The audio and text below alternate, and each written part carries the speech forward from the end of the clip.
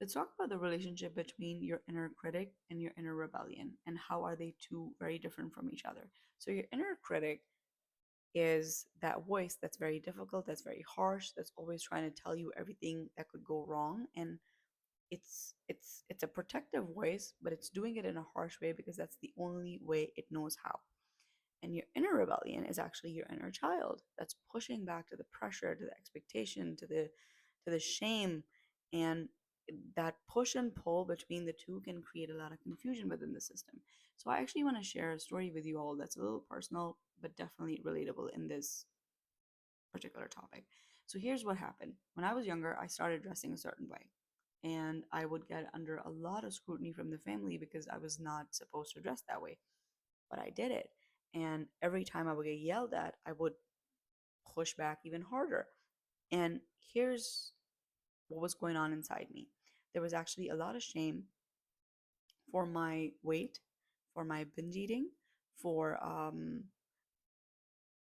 not being able to speak my mind. And I pushed back in a way where there was actually a lot of fear and shame underneath that pushing back. And I want you to know that I always stayed in this state of confusion. But now that I've done the work and I feel more empowered, I truly dress because I want to feel good. It has nothing to do with how I come across and how I will be perceived. Everything that I do is for me because this is who I am. And in the past, I wasn't doing that. I was doing it from a wounded place, but now I'm doing it from an empowered place. So, this is why it's very important that we ask ourselves, are we making questions? Are we making decisions from clarity? Or are we doing it from a place of, let me show you how it's done and I'm going to push back even harder? Because that's not good.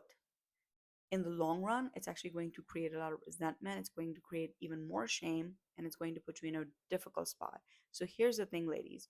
Next time you're doing something, ask yourself, am I coming from clarity or am I coming from confusion? And let's say if you are coming from confusion, that doesn't mean that you're doing anything wrong. It just means that you need to dig a little deep and find all those areas of acknowledgement and attention that need more time. So, this is all that I wanted to say. I wanted to come on here and hopefully empower you to start thinking with more clarity and get rid of the confusion because it's going to keep you stuck. I hope this message finds all the right ladies. Happy healing, my friends. Happy healing. I'll see you guys next time.